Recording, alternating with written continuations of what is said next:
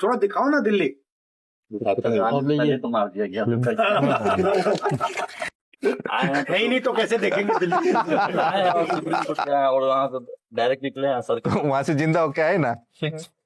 ഈ മരിച്ച ആൾക്കാരുടെ കൂടെ ഒരു ചായ കുടിക്കുക എന്ന് പറഞ്ഞാൽ അത് വല്ലാത്തൊരു ഭാഗ്യം കേട്ടോ. എല്ലാവർക്കും ഒന്നും കിട്ടൂല. അത് കിട്ടണമെങ്കിൽ നിങ്ങൾ ബീഹാർ വരെ ഒന്ന് പോയാൽ മതി. അതായത് ഈ ബീഹാർ തെരഞ്ഞെടുപ്പിലാണല്ലോ നമ്മൾ 66 ലക്ഷം ആൾക്കാരുടെ വോട്ട് നമ്മുടെ വോട്ട് ചോരിക്കാർ അല്ലെങ്കിൽ വോട്ട് കള്ളന്മാർ എന്ന് പറയാം, വോട്ട് കള്ളന്മാർ കട്ട് ചെയ്ത് മാറ്റിയത് അല്ലേ. ഈ 66 ലക്ഷം കട്ട് ചെയ്ത വോട്ടേഴ്സിന്റെ ലിസ്റ്റ് വെച്ചപ്പം നമ്മുടെ തട്ടിപ്പ് കമ്മീഷൻ, നമ്മുടെ ഇലക്ഷൻ കമ്മീഷൻ ഓഫ് BJP പറഞ്ഞത് തരാൻ പറ്റില്ല, വേണേൽ നിങ്ങൾ കണ്ടുപിടിച്ചോ എന്നാണ് പറഞ്ഞത്. ഏതാണെങ്കിലും അങ്ങനെ കണ്ടുപിടിക്കാൻ തുനിഞ്ഞിറങ്ങിയപ്പോഴാണ് ഇന്നലെ സുപ്രീം കോർട്ടിൽ വാദപ്രതിവാദത്തിന്റെ ഇടയിൽ മരിച്ചുപോയ 3-4 ആൾക്കാരെ നമ്മുടെ വക്കീൽ അവിടെ കൊണ്ട് കാണിച്ചതാ, ഇതാണ് മരിച്ചു എന്ന് പറയപ്പെടുന്ന 3-4 ആൾക്കാർ എന്ന് പറഞ്ഞു. ഏതാണെങ്കിലും ആ ആൾക്കാരെ രാഹുൽ ഗാന്ധി ഇന്നലെ കണ്ടു, ഓഫീസിൽ അവരെ വിളിച്ചു. അതിൽ 3-4-5 പേര് വന്നു. കാരണം എല്ലാം മരിച്ചുപോയിട്ട് ഇങ്ങനെ കൊണ്ടുനടക്കാൻ പറ്റൂല്ലോ അല്ലെ. ബീഹാറിൽ നിന്ന് നമ്മുടെ ഇങ്ങോട്ട് ഡൽഹിയിലോട്ട് കൊണ്ടുവരണം, ബുദ്ധിമുട്ടാണ്. അപ്പം അതിൽ കുറച്ച് പേരെ ഒന്ന് സുപ്രീം കോടതിക്ക് ഒന്ന് കാണിച്ചു കൊടുക്കാലോ വെച്ച് കൊണ്ടുവന്നതാണ്. എന്നിട്ട് വലിയ മെച്ചമുണ്ടോ പ്രയോജനം ഉണ്ടോ എന്നൊന്നും അറിയില്ല കേട്ടോ. അതിലൊന്നും വലിയ കാര്യം ഉണ്ടാവില്ല. കാരണം ഈ പറഞ്ഞ സുപ്രീം കോടതി ആണെങ്കിലും നമ്മുടെ കള്ള കമ്മീഷൻ ആണെങ്കിലും ഒക്കെ നമ്മുടെ കള്ള പാർട്ടിയുടെ, നമ്മുടെ കള്ളത്താട്ടിയുടെ കൂടെ ആയതുകൊണ്ട് ഇതിലൊക്കെ എത്രത്തോളം കാര്യം ഉണ്ടാവും എന്നറിയില്ല. എന്നാലും ഇവർക്ക് വേണ്ടി ഇങ്ങനെ വോട്ട് ചെയ്ത് കഷ്ടപ്പെട്ട് വോട്ടും ചെയ്ത് ഇവർക്ക് വേണ്ടി ജയ് വിളിച്ച് നടക്കുന്ന നമ്മളെപ്പോലത്തെ ജനങ്ങൾ എന്നും മുഞ്ചിത്തേക്കിരിക്കും. അതാണ് ഇതിൻ്റെ ഒരു ഫൈനലായിട്ട് വരുന്ന സംഭവം. ഏതായാലും ഈ കൊണ്ടുവന്ന ആൾക്കാരോട് രാഹുൽ ഗാന്ധി ചോദിച്ച ചോദ്യങ്ങൾ ഇതൊക്കെ ആയിരുന്നു. ഏതായാലും നിങ്ങളൊക്കെ ഇലക്ഷൻ കമ്മീഷൻ കൊന്നു കളഞ്ഞൂലേ എന്ന് ചോദിച്ചു. അവരത് കൊന്നു കളഞ്ഞു എന്ന് പറഞ്ഞു. ഇനി ഇതെങ്ങനെ കണ്ടുപിടിച്ചതെന്ന് വെച്ചപ്പം അവർ പറഞ്ഞു വോട്ടേഴ്സ് ലിസ്റ്റ് വന്നു. ലിസ്റ്റ് വന്ന സമയത്ത് അങ്ങനെ അവർ തപ്പിയ സമയത്താണ് മരിച്ച ഞാനും മരിച്ച എൻ്റെ അമ്മേനെയും മരിച്ച എൻ്റെ അച്ഛനെയും ഒക്കെ അതിലവർ വെട്ടിമാറ്റിയെന്നും അറിയപ്പെട്ടത്. വെട്ടിമാറ്റിയത് കാരണം ചോദിച്ചപ്പോൾ മരിച്ചു എന്നാണ്. ഈ മരിച്ചതിനുള്ള തെളിവെന്താന്ന് കോടതി ചോദിച്ചപ്പം നമ്മുടെ ഇലക്ഷൻ കമ്മീഷൻ പറഞ്ഞത് അത് മോദിജി പറഞ്ഞ പോലെ വെട്ടിയെന്നാണ് പറഞ്ഞത്. അപ്പോൾ പിന്നെ വലിയ പ്രശ്നമൊന്നുമില്ല. നമ്മുടെ കോടതിക്കും ഒന്നും പറയാനില്ല. മിണ്ടാട്ടം മുട്ടിപ്പോയ കോടതി അല്ലേ, എന്താ അവസ്ഥ. ഇനി ഈ 66 ലക്ഷം ആൾക്കാരെ വെട്ടിയ കണക്കിൽ 22 ലക്ഷം ആൾക്കാർ മരിച്ചു എന്നാണ് നമ്മുടെ കള്ള കമ്മീഷൻ കൊടുത്ത റിപ്പോർട്ട്. ഈ 22 ലക്ഷം കണക്ക് കൂട്ടിയപ്പോഴേ സത്യത്തിൽ ഓരോ പഞ്ചായത്തിലും 50 പേര് വെച്ച് കൊന്നിട്ടുണ്ട് ഇലക്ഷൻ കമ്മീഷൻ. അത് ഞാൻ പറഞ്ഞത് മരിച്ചു പോയ കണക്കല്ല കേട്ടോ, മരിക്കാത്തവരെ കൊന്ന കണക്കാണ് പറഞ്ഞത്. നമ്മുടെ ഇലക്ഷൻ കമ്മീഷൻ കൊന്ന കണക്ക് ഓരോ പഞ്ചായത്തിൽ ഏകദേശം 50 ആൾക്കാരെ വെച്ച് കൊന്നിട്ടുണ്ട്.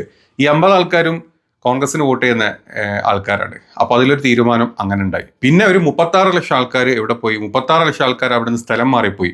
ഞാൻ അതിന് കണക്കുണ്ടോ വെച്ചപ്പം കണക്കൊന്നുമില്ല, അത് അവരുടെ കണക്കാണ്. 36 ലക്ഷം ആൾക്കാർ വെട്ടിയിട്ടുണ്ട്. ഈ വെട്ടിയ 36 ലക്ഷത്തെ ആൾക്കാരിൽ കൂടുതൽ ആൾക്കാരും ഇപ്പോഴും ബീഹാറിൽ താമസിക്കുന്ന ജീവിക്കുന്ന ആൾക്കാരാണ്. അപ്പോൾ ആ ഒരു വോട്ടും കൂടെ കുറച്ചാൽ മതി എന്നാണ് നമ്മുടെ ഇലക്ഷൻ കമ്മീഷൻ BJPക്ക് കൊടുത്ത വാക്ക്. നമ്മുടെ താടിജീനെ ജയിപ്പിച്ചു വിടാൻ വേണ്ടിയിട്ട് ഏത് അറ്റവും ഏത് ചെറ്റത്തരവും കാണിക്കാൻ റെഡിയായിട്ട് നിൽക്കുന്ന ഇലക്ഷൻ കമ്മീഷൻ, അതായത് വോട്ട് ചോരി, വോട്ട് കള്ളന്മാരാണ് നമ്മുടെ നാട്ടിലെ ഇലക്ഷൻ കമ്മീഷൻ. അതാണ് ഈ ഒരു വീഡിയോ കൂടെ പറയുന്നത്. അതിൽ വീഡിയോയിൽ കുറച്ച് ഭാഗങ്ങൾ കണ്ടു നോക്കും, ഭയങ്കര രസമാണ് അവർ സംസാരിക്കുന്നത്. രാഹുൽ ഗാന്ധി ആയിട്ടുള്ള അവരുടെ കൂടിക്കാഴ്ച, അതിൻ്റെ ഇടയിലുള്ള സംഭാഷണങ്ങളും.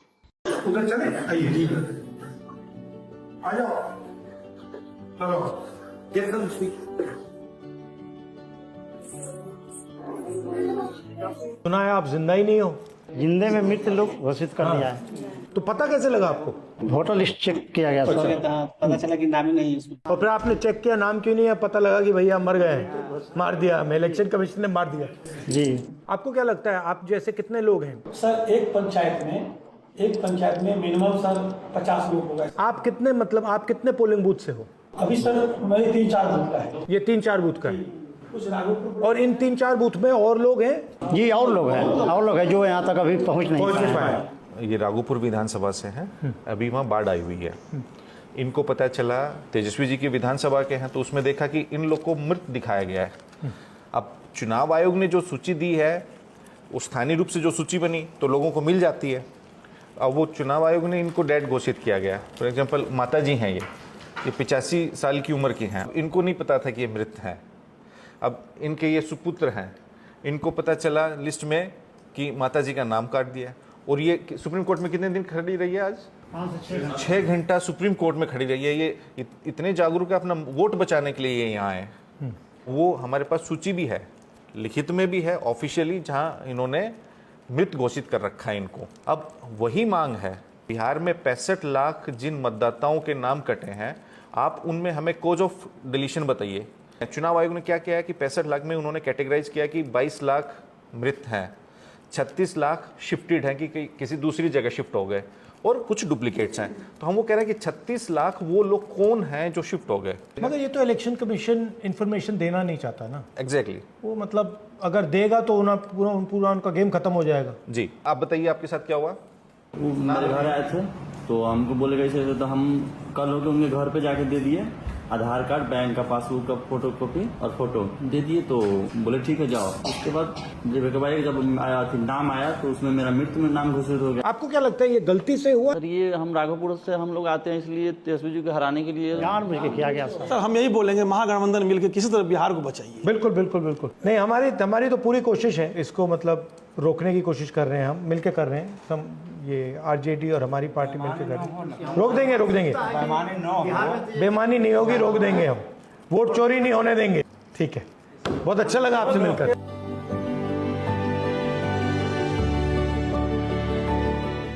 कितने दिन से है दिल्ली में?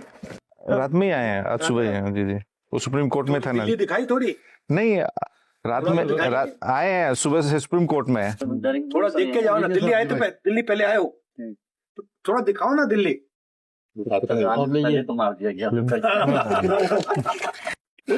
है ही नहीं तो कैसे देखेंगे दिल्ली? सुप्रीम कोर्ट गया और वहाँ से डायरेक्ट निकले हैं सर। वहां से जिंदा होके आए ना। They can say कि no entry was required. Enter all the places. Ticket भी नहीं चाहिए। टिकट भी नहीं चाहिए। So every entry place you can. नहीं, मरे हुए तो टिकट कैसे दिया? सब जगह एंट्री लेके। सर लोग आशा से आया है इसीलिए कि सर के पास जाएंगे तो आश्वस्त हो जाएंगे कि कम से कम हमारा लोग जो कटे हैं उसको साथ न्याय हो जाएगा।